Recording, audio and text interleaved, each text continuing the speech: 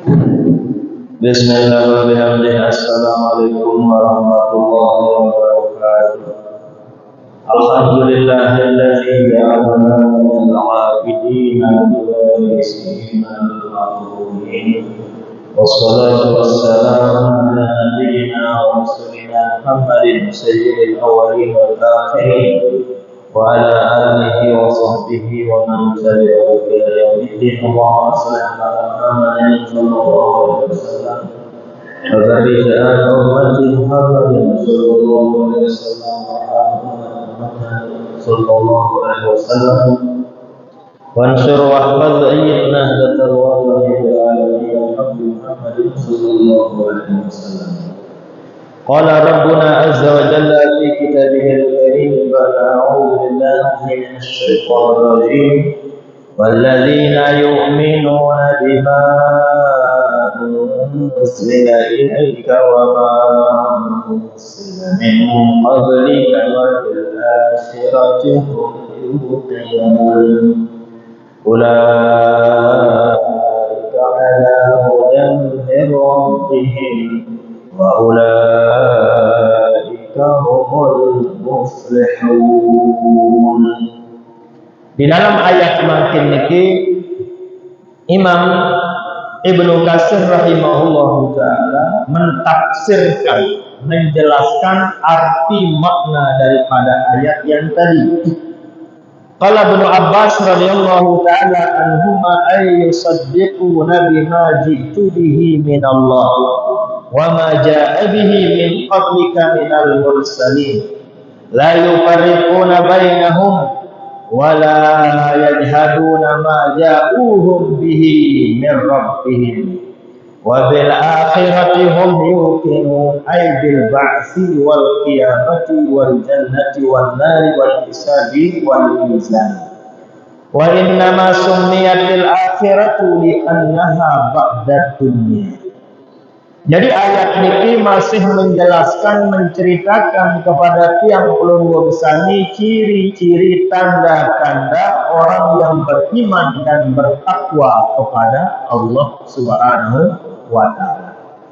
Ciri-ciri tanda-tanda orang yang beriman dan bertakwa niki yang ada di Al-Quran niki tiang pelunggu besani jadikan sebagai ukuran, sebagai barometer, sebagai indikator. Kalau bahasanya Pak Doko, lain bahasanya Pak Doko.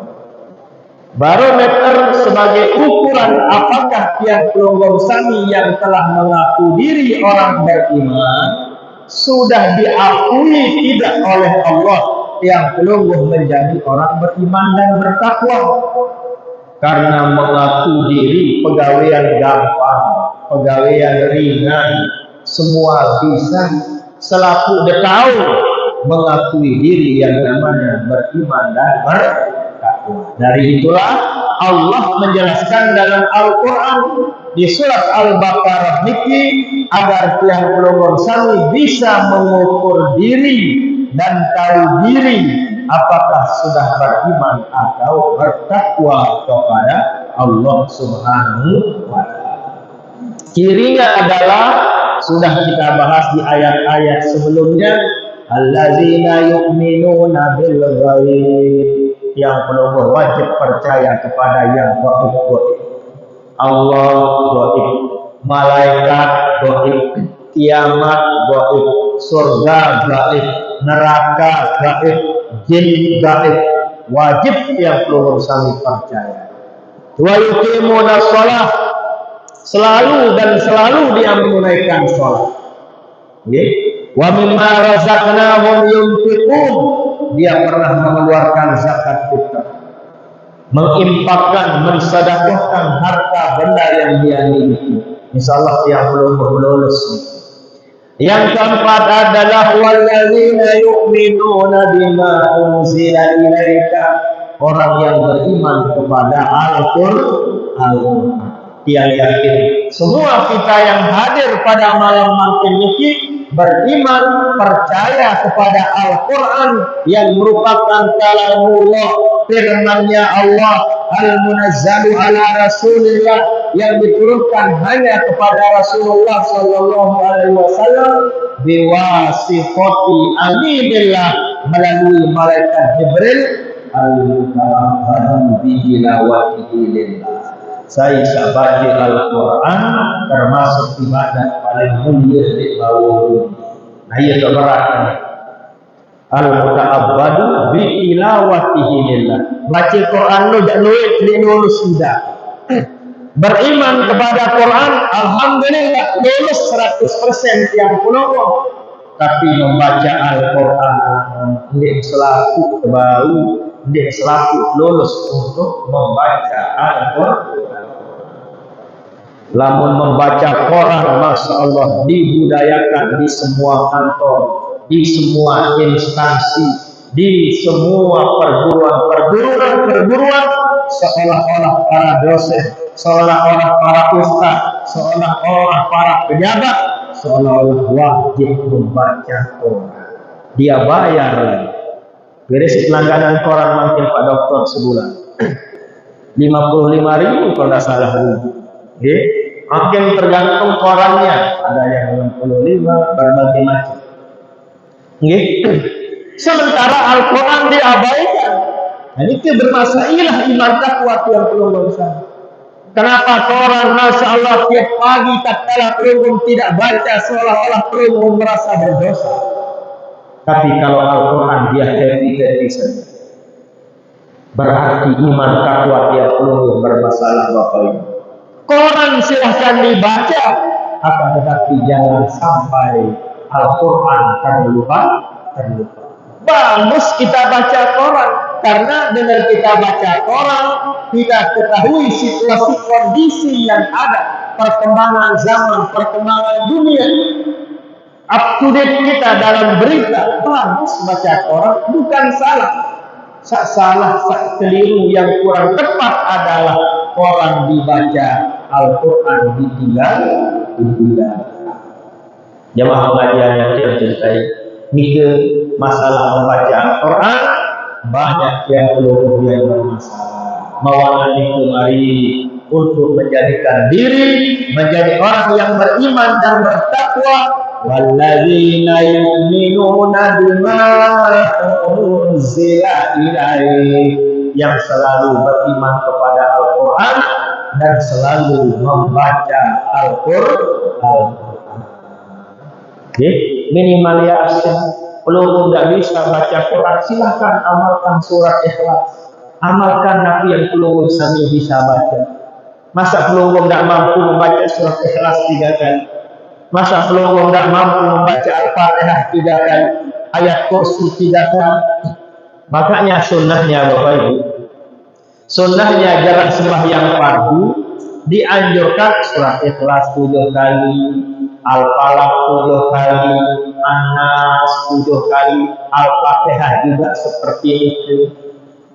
Ulang enak belum kan, Masya Allah. Apalagi jarak sembahyang isi, wah gadang doang lain, wah dapur doang lain. Silahkan baca juga.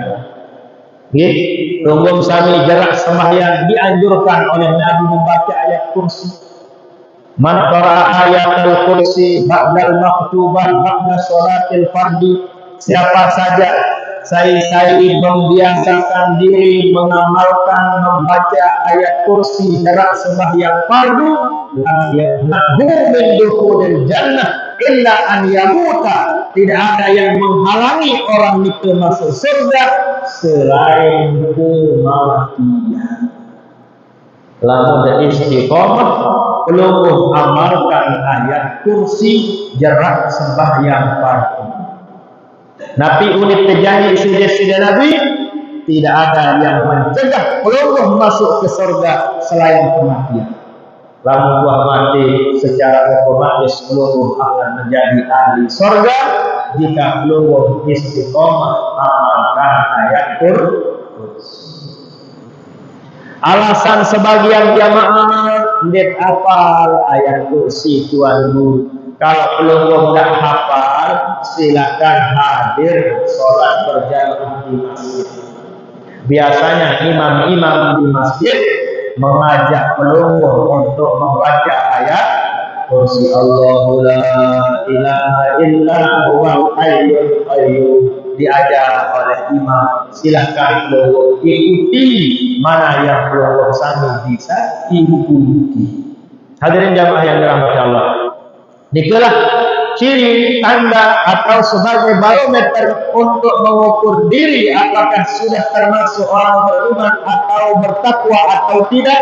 Apabila ada yang empat, otomatis pelungguh diakui iman, yang pelungguh diakui ketakwaan pelungguh oleh Allah jika kita beriman kepada Al-Quran dan beriman dan selalu membiasakan diri baca Al-Quran.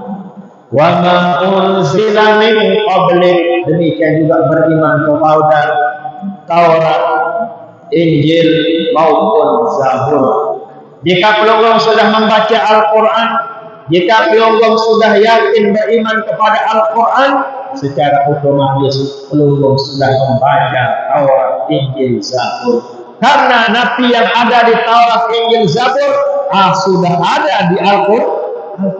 Tidak perlu pelungguh cari Taurat, Injil, Zabur, karena isinya sudah termaktub di dalam kitab suci Al-Quran. Yang kelima, wabil akhirati hum yuqinun. Yang kelima, ciri tanda atau sebagai untuk mengetahui diri apakah sudah termasuk orang beriman dan bertakwa adalah kepada hari akhirat dia yakin akan terjadi hari akhirat, yakin akan terjadi yang namanya al-hisab, seperti yang ditafsirkan oleh Imam Ibnu Katsir rahimahullah. Arti beriman kepada hari akhirat adalah orang itu beriman kepada bil ba'si, bahwa kita akan dibangkitkan dari kubur kita masing-masing. Di ayat lain dijelaskan wa annallaha yab'atsu man fil qubur, sesungguhnya Allah dan bangkitkan dan kurasan malik selaku dengan lekan kubur. Wajib kita beriman. Inilah makna beriman kepada hari kiamat. Kita beriman bahwa kita akan dibangkitkan kembali melalui kubur kita masing-masing. Terkuras 10 menit. Seperti yang diceritakan oleh Nabi besar kita Nabi Muhammad SAW kepada sebiniannya Siti Aisyah. Berceritalah destinasi Nabi kepada Siti Aisyah bahwasanya semua kita nanti akan dibangkitkan dari kubur kita masing-masing gurlan dalam keadaan sebagaimana halnya yang belum sami keluar lekan inak masing-masing. Tatkala tiang pelungguh keluar dari tiang inak semua dalam keadaan telanjang. Apakah ada pelungguh-pelungguh keluar dari perut ibu? Pelungguh sami keluar dalam keadaan pakai kecopong? Tidak dengan tadi kecopong. Arah dengan sogol lemah dalam tiang inak langsung kadi helm, langsung kadi jubah, langsung jauh sejadah, langsung jauh selana tangku, tidak ada. Semua kita keluar dari perut ibu kita dalam keadaan telanjang.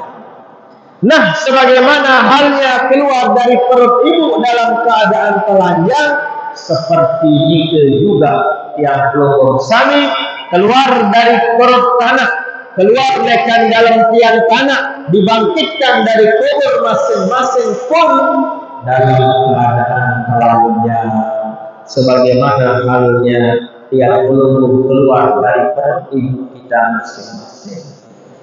Ia sin heranan di sisi Siti Aisyah, atara ba'dhum ala ba'din ya Rasulullah. Ampura deside Nabi bundik dia saling pendok lemah. Tatkala sogol lekan kubur dibangkitkan dari kubur masing-masing, bundik dia saling pantul gemak deside Nabi. Nabi ingin terjawab pertanyaan Siti Aisyah. Isi deside Nabi, la yara ba'dhum ala di syiddatil ahwal. Oh Aisyah, dengan sempat saling pantul. Kenapa? Karena huru hara yang ada di saat itu. Belum sempat dan pedasan dan pantul nek dengar nek sempat. Karena ahwal huru hara luar biasa di saat itu. Jangankan waktu dibangkitkan dari kubur, waktu peluluh mengalami gempa doang, sila. Dia perhatian Nabi hanya sebatas gempa. Peluluh lupa anak, peluluh lupakan istri, peluluh lupakan segala-galanya. Peluluh kabur lari dari rumah masing-masing untuk mencari keamanan. Hanya sekedar huru hara gempa. Buah apa lagi huru hara nanti tatkala peluluh dibangkitkan dari kubur kita masing-masing. Ialah jawaban dari Nabi kepada Siti Aisyah. Darah dengan sempat saling pendok Aisyah karena huru hara luar biasa saat itu. Ada pengecualian Bapak Ibu. Orang-orang yang dibangkitkan, yang penolong-sani yang dibangkitkan dari kubur kita masing-masing nantinya ada yang tidak telanjang. Siapakah nikah?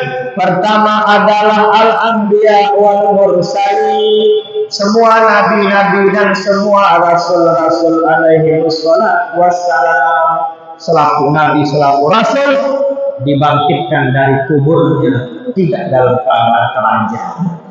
Yang peluluh yang dia kemandus karena tidak ada lagi penangkapan nabi dan rasul-rasul. Yang kedua setelah anbiya dan mursalin, barulah yang kedua al-ulama al-amilin wal awliya'il muqarrabin. Barulah ulama-ulama, orang alim yang mengamalkan ilmunya. Dengan alim medah lagu di amalan ilmu telanjang bersekarung dia menguras kubur masing-masing. Jadi banyak orang ulama yang tidak enak yang ceritakan peluluh di sini. Ini cerita dari Syekh Mustafa namanya, yang sering datang di Hulkah. Ada yang diceritakan sama dia. Terkadang Masya Allah hafal Quran, hafal hadis Bukhari, tapi pegawaiannya tidak seperti hafalannya. Itu kata dia. Ada tempatnya. Gini, kata Syekh Mustafa. Orang yang alim luar biasa. Luar biasa ilmunya luar biasa. Seperti yang sudah yang ceritakan belum. Ada di bagian Isbania, bagian luar negeri, bagian Amerika. Cerita dari guru yang di Mekah, yaitu Maulana Syekh Nur Muhammad Maki, masih mengajar di Masjidil Haram. Beliau pernah dibawa ke hotel bintang 5. Apa isinya di hotel itu? Para penghafal Quran, penghafal hadis. Tapi ajaibnya yang menghafal Quran dan menghafal hadis semuanya adalah orang Muslim. Semua orang kafir, tidak ada orang beriman satupun. Dengan dia Islam ini, dengan dia Islam, dengan kafir. Tapi aktivitasnya pegawai bilang dulu, bilang kelem, hafal Quran, hafal hadis, kaji Al-Quran, haji hadis. Berarti ilmunya tidak diragukan lagi keilmuan, tapi tidak beriman. Hotel bintang 5, ia isi bahasa beliau. Kajian Quran, hafalan Quran, kajian hadis, hafalan hadis. Sehingga beliau bertanya, pelungguh-pelungguh ini, kalian ini kan tidak beriman, tapi kenapa kalian hafal Quran, hafal hadis? Kaji Al-Quran, kaji hadis. Jawabannya pertama, karena Quran sumber ilmu pengetahuan. Ia jawaban. Quran sumber ilmu pengetahuan. Yang kedua, Al-Quran itulah celah untuk mencari kekurangan-kekurangan, cara-cara untuk menghancurkan orang-orang Islam. Lama milih jatuhkan dengan Islam, cari di Al-Quran cara menjatuhkan.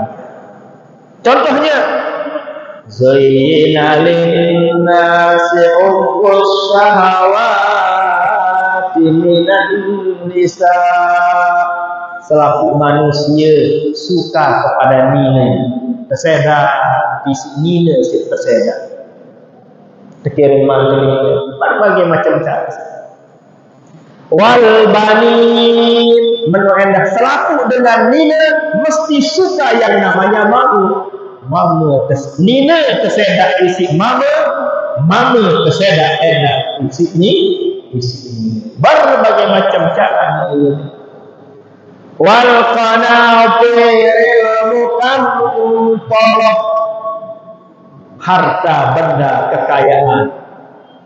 Banyak orang-orang yang rusak dengan uang, banyak orang-orang yang rusak dengan harta benda dan kekayaan. Karena memang itu Al-Quran zuyyina linnas, manusia dihiasi cinta, butuh kepada wanita, butuh kepada laki-laki, butuh kepada uang, harta dan benda. Sehingga isinya ia cipta sedak. Betul no ilmu dengan di Islam dia cari di Al-Quran. Seperti kata Al-Maghfurlah Bapak Maulana Syekh dulu, ujian yang paling berat baru orang itu saya saduk, saya percaya 100% kata Al-Maghfurlah kalau dia lulus dalam keuangan. Terkadang yakin ikhlas istiqomah lulus, tapi dalam keuangan dia tidak lulus, tidak amanah dalam keuangan. Seorang kepeng dilakukan tersebut sila, seorang kepeng dah tahu kelulus sila. Seorang kepeng kekayaan tidak sulit untuk yang pelungguh sami merasa cukup.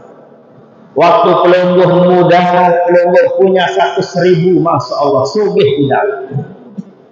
Makin bagi 100.000, tidak ada rasanya punya 100.000. Pelungguh makin andaikan pelungguh diberikan uang 10 juta, apakah pelungguh merasa cukup? Tidak akan cukup. Beli motor aji balik juta, seaji 20 juta jelas. Pelungguh kesadik 20 juta, pelungguh kesadik 100 juta pun tidak akan cukup. Mobil beli, seret tekaring mobil seaji 1 miliar pelungguh diberikan, tidak pernah merasa cukup. 10 miliar pelungguh makan diberikan, tidak pernah merasa cukup. Bangun toko, bangun 50 miliar pelungguh makan diberikan, tidak pernah merasa cukup. Aduh, nyalon jadi bupati, amlas kepeng 50 miliar. Tidak ada rasa cukup jauh. Makanya, jika orang itu mampu mengendalikan diri atau amanah dalam keuangan, itulah yang baru orang yang 100% dipercayai oleh Al-Maghfurlah Bapak Maulana. Ada yang iring Bapak Maulana Syekh Bapak Ibu. Kan kalau pengajian-pengajian itu dihulkah, masya Allah, berkarung-karung kepeng itu kan. Kepeng lontaran, kepeng abituren, pokoknya kepeng kertas dan kepeng logam lah. Terus pakai kerabu, pakai bapak, pakai karung. Tapi yang terjadi, anunya kepeng itu si Moses, dia acak kepeng, pujak dalam bahasa tiap, nek kepeng. Hanya ayat nek kepeng itu, hanya nek manusia. Aku bahasa Moses, ini doang kepeng ini kertas, ini doang iya doang sebab dengan pecah belah di bawah ini. Iya bahasa Al-Maghfurlah Bapak Maulana yang menceritakan yang hitung kepeng waktu acara-acara pengajian di masa Al-Maghfurlah Bapak Maulana. Dari itulah yang peluang kami berusaha makin untuk amanah dalam keuangan. Nah, Al-Quran sudah menjelaskan. Jangan heran. Zuyyina linnas hubbus syahawati minan nisa wal banin wal qanatiril muqantarah minaz zahabi wal fiddah. Semua yang pelungguh suka uang. Tidak ada pengecualian. Secinta selengit-lengit dengan, secengit-cengit dengan, sejahat-jahat dengan, lalu pelungguh maka sadik kepeng solok dengan nulipan. Ini coblos dengan karena Allah sadik kepeng. Itulah cara orang-orang kafir mempelajari Al-Quran tujuannya ingin menjatuhkan, merusak iman keyakinan tiap ulun sami, merusak takwa tiap ulun sami dengan cara-cara tadi yang mereka sendiri para kafirin non muslim nike mencari caranya di Al-Quran. Nikelah jawabannya bahasa yang guru dia Maulana Syekh Nur Muhammad Makki rahimahullah. Dengan kafir hafal Al-Quran, napi niatnya, napi tujuannya, karena di Al-Quran sumber ilmu pengetahuan. Yang kedua, karena di Al-Quran lah kita cari tahu cara-cara untuk meruntuhkan umat Islam. Lan tarada ankal yahud walan nasara hatta tattabi'a millatahum.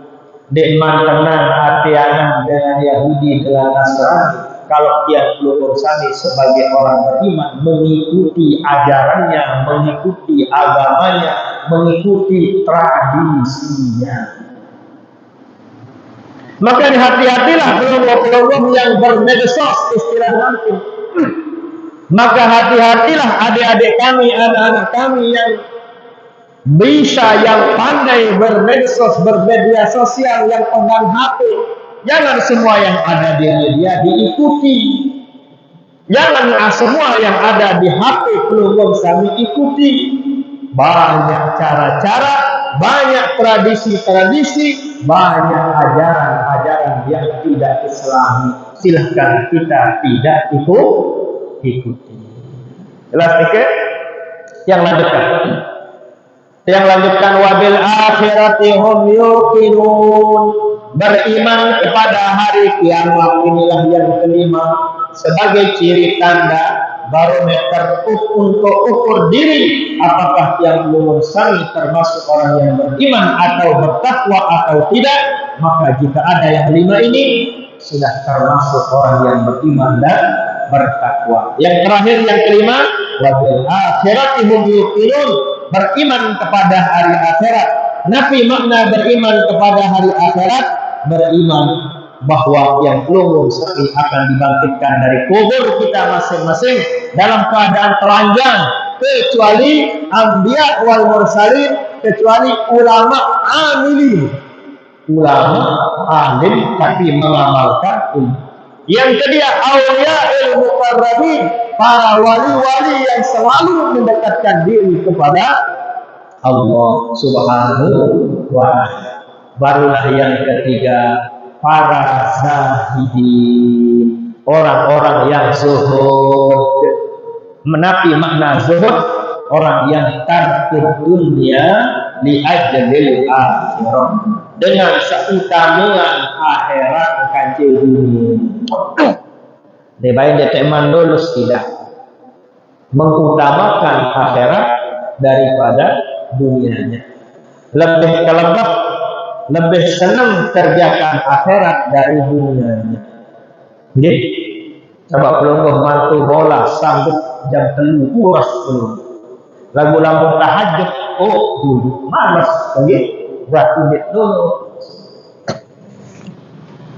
Untuk memenuhi kebutuhan hawa nafsu tiang pelonggong sani, sanggup kita keluarkan uang ratusan juta. Lagu-lagu kesul beramal di madrasah, beramal ke masjid 1 juta doang walau kalau tidak masih. Tapi kita untuk beli HP, beli motor, beli mobil silakan darah murah. Harap motor di ayu 1 juta tidak ada, 30 juta, 20 juta. Ibu-ibu lebih selimutnya toh, bang rotok bilang bulan, bilang jeluk 600.000, macam-macam sih. Ada yang 600, 900 sampai jutaan. Ikhlas belum. Tapi kita untuk tapi namanya masukkan amal di masjid-masjid atau di pinggir jalan atau melontar waktu pengajian lagi selaku amalan.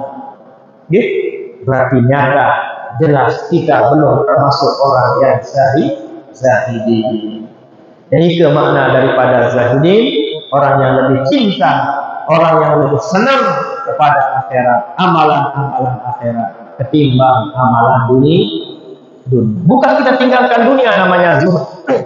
Memang terjemahan aslinya tarkud dunia, meninggalkan dunia karena akhirat. Itu memang artinya.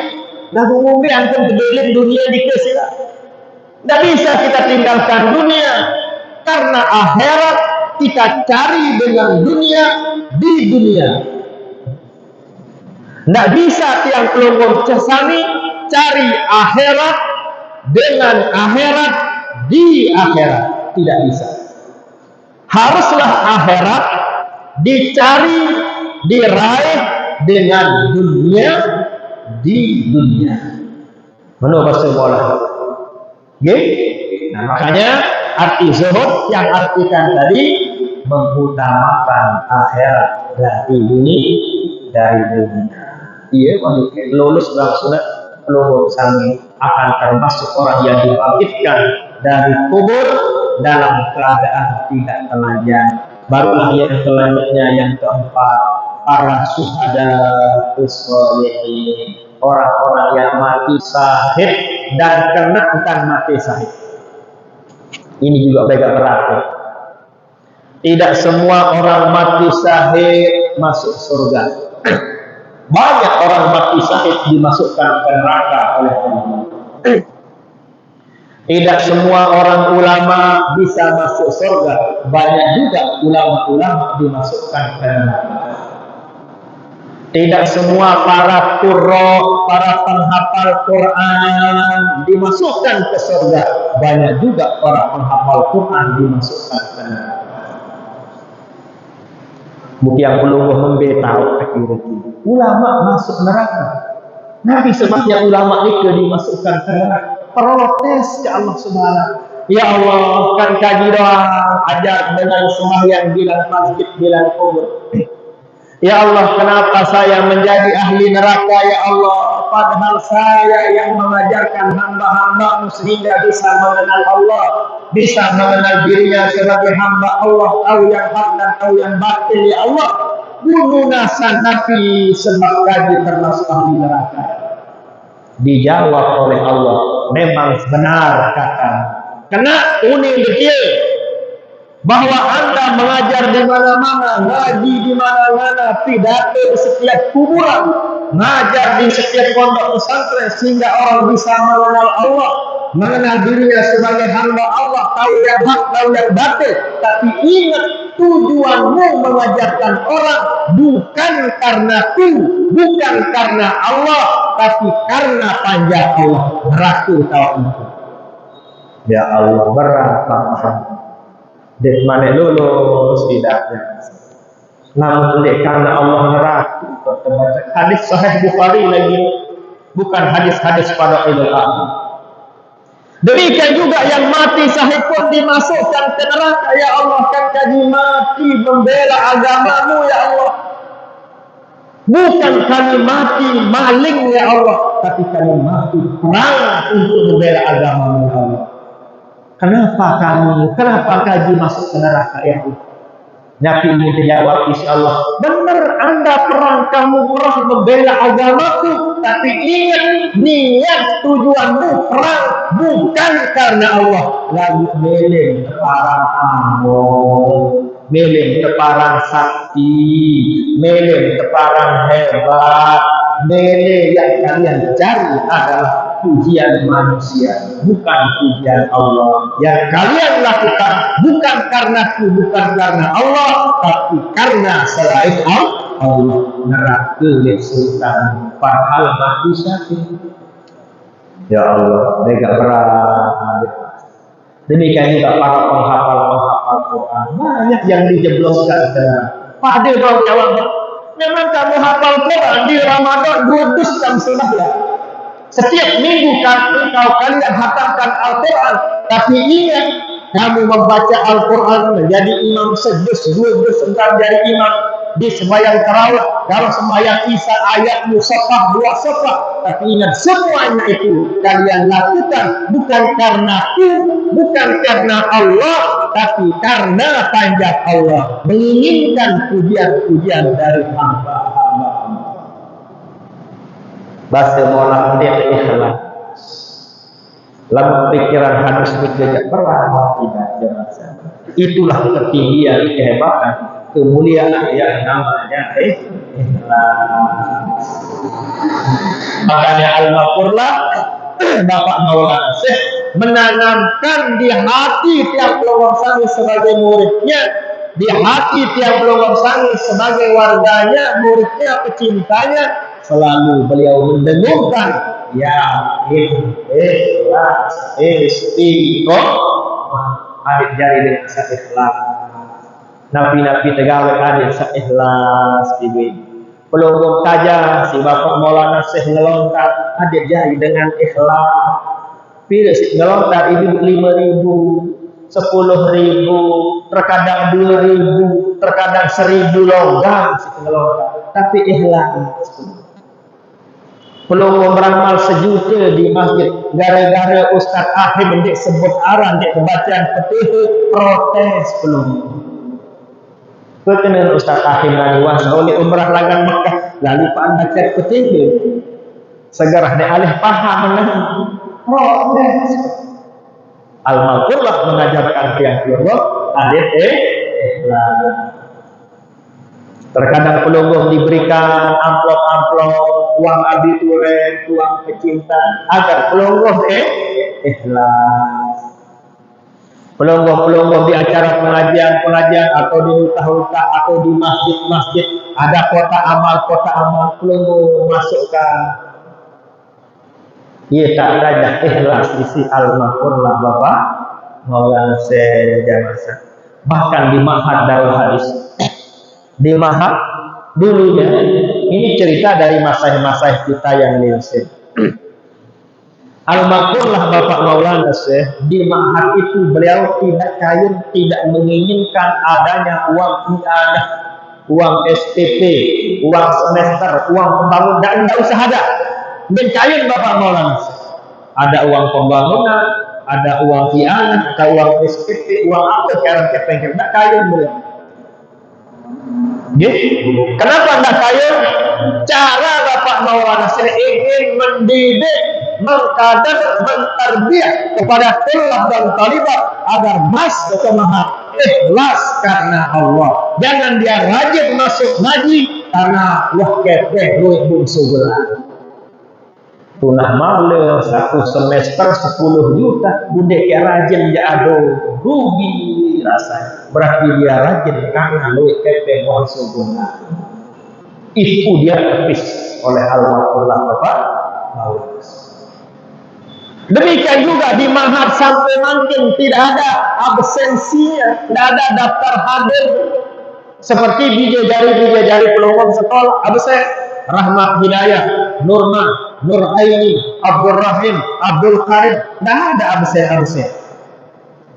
Cara Bapak Maulana Syekh mengajarkan bidadari tiap pelunggung sami adik-adik sekolah di Ma'had ikhlas karena Allah. Lalu karena absen, takut bukan absen, ditiadakan oleh Al-Maqurlah Bapak Maulana Syekh. Cara beliau mendidik tulab talibah, cara mendidik yang pelunggung sami adik saya dengan ikhlas. Tapi karena masaih, karena dari pihak idarah, pihak kantor matur kepada Bapak Maulana Syekh, sekedar arah isin lupi, sekedar arah isin sebelian ayat masaih sak jauh lekan ngajaran sampai lupa jauh ayat jadi laut ya yang tunas tolak sekedar ada untuk membelikan air para masaih. Nah, lalu itu sejarahnya ada i'anah atau sahriyah atau SPP yang ada di mana.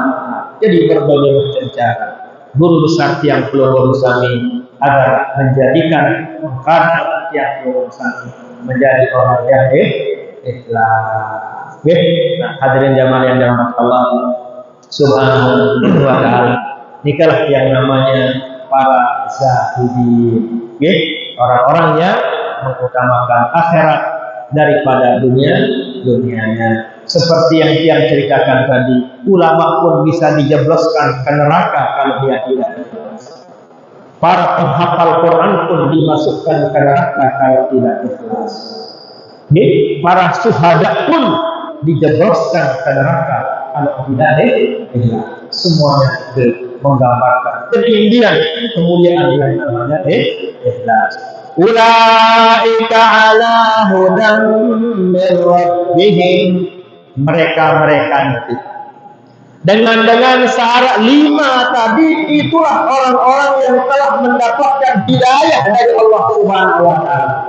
Allazina yu'minuna bil ghaib, beriman pada yang gaib, mendirikan salat, mengeluarkan zakat, percaya beriman kepada Al-Qur'an, dan yang kelima beriman kepada hari kiamat, adanya surga, adanya neraka, adanya dibangkitkan dari kubur, seperti yang kita katakan tadi. Jika ada yang 5 nike, itulah orang yang ala hudan min rabbihim, ciri tandanya orang sudah mendapat hidayah dari Allah. Wa ulaika humul muflihun, nikalah orang-orang yang beruntung lekan dunia sampai akhir. Launa salima itu. Apakah cukup dengan itu? Tidak cukup. Ada di ayat yang lain. Tidak cukup dengan satu ayat itu. Orang-orang yang muflihun, orang-orang yang menjadi ahli surga, orang-orang yang mendapat hidayah dari Allah Subhanahu wa taala, dijelaskan di ayat-ayat yang lain.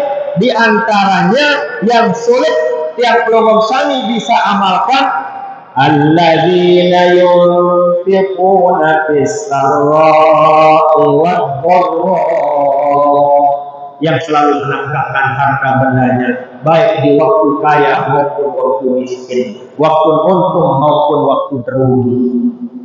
Bau amalan mikir sekalipun belum saudara kapten tidak melontar, milik belum melontar, milik belum nyumbang untuk ketaring dan lain sebagainya. Yunfiquna fis-sarra'i wal kaziminal ghaidh, yang bisa menahan amarahnya. Tatkala dia marah, bisa dia tahan marahnya. Ciri tanda juga orang yang mendapatkan hidayah dari Allah. Ciri tanda orang yang beruntung muflihun. Ciri tanda orang yang muttaqin. Ciri tanda ahli surga. Jika dia mampu menahan emosinya. La taghdab taraddada miraran, sabda Rasul sallallahu alaihi wasallam. Sahabat berpesan, berwasiat kepada sahabat, la taghdab, hendak dijelak sili, hendak dijelak menggah, hendak dijelak marah. Taraddada miraran, berulang-ulang kali Nabi mengulangi nasihat. Saya kira jelak sili sila. Ingat hadis itu. Meleh sini marah karena pelongo dan naik rasa kupi sebinia. Lah tahu dalamnya. Ingat pesan wasiat Presiden. Ibu-ibu pelongo ingin marah karena dia kesadik keteng belanja silsilapian, karena suami pelongo ben keteng 10.000, tapi itu mau 10.000. Marah pelongo, jangan marah. Itu namanya kaziminal ghaidh. Yang lebih sulit lagi, wal'afina 'anil nas, orang yang mau ikhlas memaafkan saudaranya, orang yang ikhlas mau memaafkan keluarga dan tetangganya, dia paling berat tidak. Siapapun yang pernah menzalimi pelongo, siapapun yang pernah menyakiti pelongo, kalau pelongo ikhlas memaafkannya, pelongo termasuk muttaqin, termasuk ahli surga, masuk surga di ghairi hisab.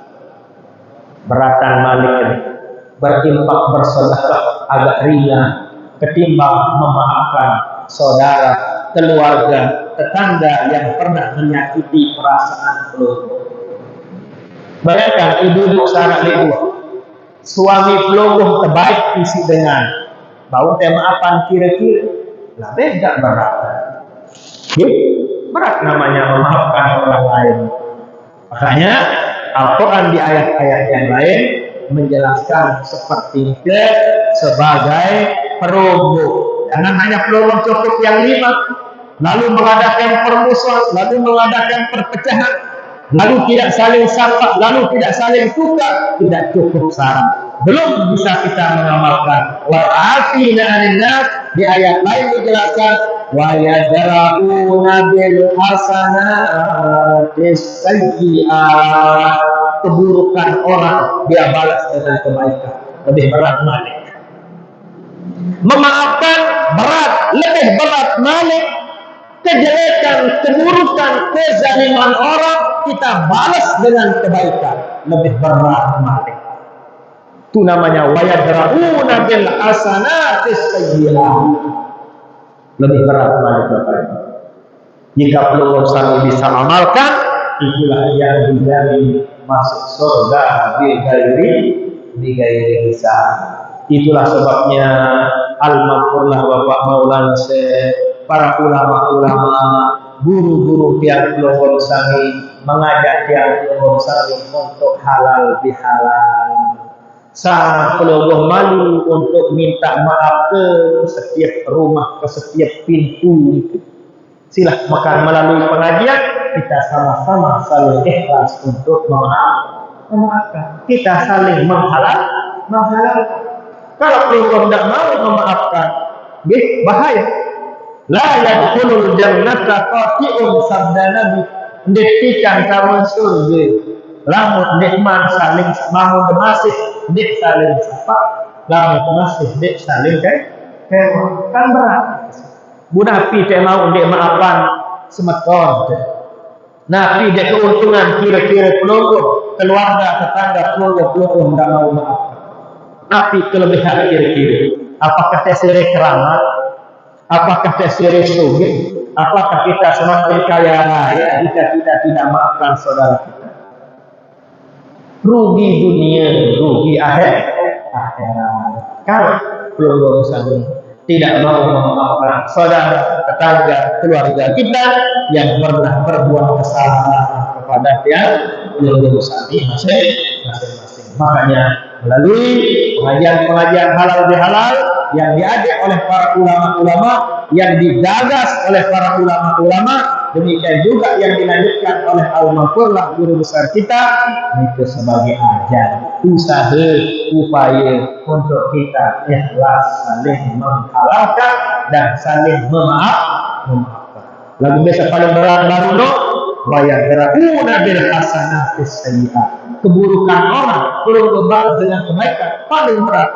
Biasa berat nomor 2, wal afina 'anil nas, memaafkan orang lain. Bau murahan sekedar maaf, bersedekah si maaf. Al-afu sedekah, maaf sedekah. Sedekah dengan harta, insyaallah lulus. Alhamdulillah lulus. Tapi maaf dengan bersedekah dengan ampun maaf tidak berat sekali. Yang paling berat adalah wa yadra'una bil hasanati sayyi'at, membalas keburukan orang dengan kebaikan. Ini semuanya yang dijamin masuk surga di gairi hisab.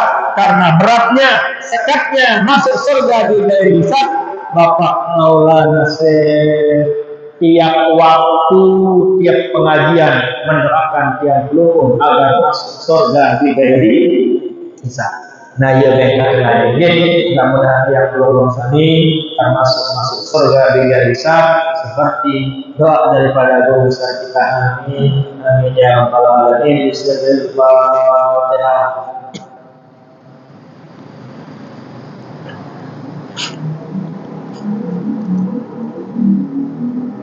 Tentu yang pribadi tidak lupa mengucapkan mohon maaf lahir dan batin. Banyak hal, banyak ucapan, banyak tingkah laku perilaku yang tidak sesuai dengan kekayaan kelompok. Tentu yang pribadi mohon dimaafkan, dan yang sendiri alhamdulillah telah ikhlas memaafkan kelompok besar. Alhamdulillah, salatu wassalamu ala nabiyina Muhammadin wa ala Allahumma ja'alna min al-hadiyin al-faizin al-maqbulin wa taqabbal minna ya rabbal alamin wa ja'alna li adai fardika min al-muhaddin wa li sunnati rasulillah sallallahu alaihi wasallam min al-muttaqin wa li ni'matika min asy-syakirin wa li barakati min as-sabirin wa min jannatika al-khairin ya rabbal alamin. Rabbana zalamna anfusana wa in lam taghfir lana wa tarhamna lanakunanna minal khasirin. Rabbana atina fid dunya hasanah وفي الآخرة حسنة وقنا عذاب النار سبحان ربك رب العزة عما يصفون وسلام على المرسلين الحمد لله رب العالمين.